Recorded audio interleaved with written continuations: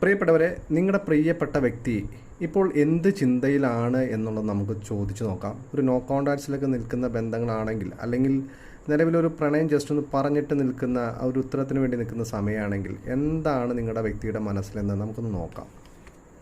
ഇത് രണ്ടും ഏതാണ്ട് ഒരേ സിറ്റുവേഷൻ ആണല്ലോ, അതാണ് ഞാൻ അങ്ങനെ പറഞ്ഞത്. നിങ്ങളുടെ വ്യക്തിയുടെ മനസ്സിൽ ആകെ കൺഫ്യൂഷനാണ്. സ്വയമായിട്ട് ഒരു തടവറ തീർത്ത് അതിൻ്റെ ഉള്ളിൽ കിടക്കുകയാണ്. അത് ഒരു പക്ഷേ നിങ്ങൾക്ക് നിലവിൽ അവരുടെ മനസ്സിൽ നിങ്ങൾക്ക് അനുകൂലമായിട്ടൊരു തീരുമാനം എടുക്കാൻ പറ്റില്ല.